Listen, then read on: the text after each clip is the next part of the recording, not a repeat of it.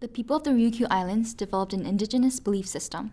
This religion is primarily centered around ancestor worship and other forms of family-oriented spirituality. The spirituality brought huge emphasis to the central guardian of the home.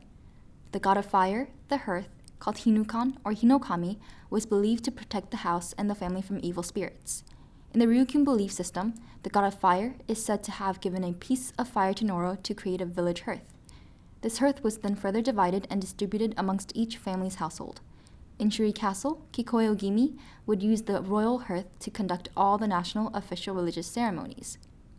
The oldest female in the household was responsible for daily incense burning and giving prayer to Hinukan, who was represented by 3 small stones placed in the kitchen.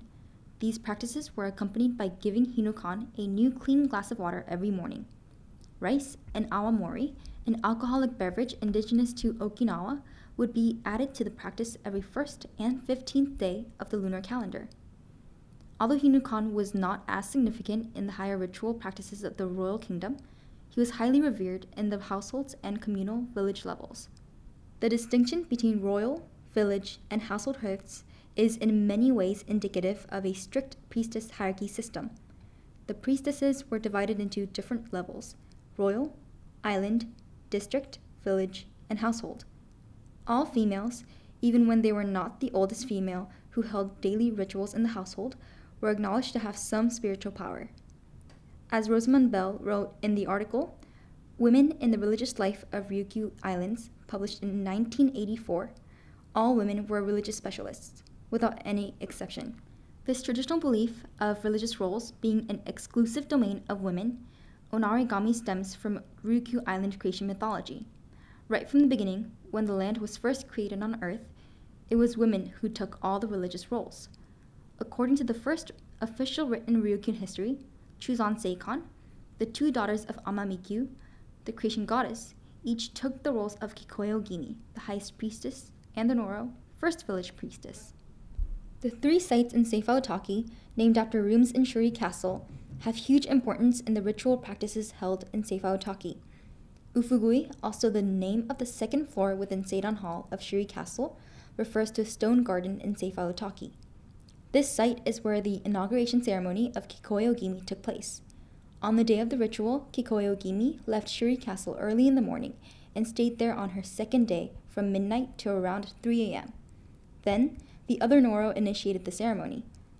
Coral sand brought from Kudaka Island was laid on the land surface right in front of Kikoe Ogimi, and the open-air fire was lit. Another Noro wetted her finger and touched the forehead of Kikoe Ogimi, purifying her spiritually and making her join the level of the gods. Yuinchi is the name of the kitchen inside Shuri Castle, and this name refers to a place where an incense burner is located. Yuinchi in Sēfa Utaki was a place for praying to the god of hearth. Just like the household hearth, the place is characterized with 3 stones that make up the hearth. At last, Sengui is the most well-known out of 6 ibis, also being a room name in Shuri Castle. Although the process of specific rituals at this Sengui remains unknown, it was mainly a site to praise Amamikyu and her creation of the first island, Kudakajima, directly across the water from Sengui. Magatama beads have been excavated in Sengui. Without a specific origin, it is often said that Magatama's head represents the sun and the tail represents the moon. By symbolizing the sun and the moon, it is often seen as a respect towards the great universe. This excavation again reinforces the importance of Sengui and Sēfa Utaki in general as a sacred and historically religious site. As shown throughout this video, the Sēfa Utaki site is intertwined with the histories of religious beliefs and practice of the Ryūkyū Kingdom, especially with the emphasis on the religious role of women. Thank you for watching. Hope you have a great day.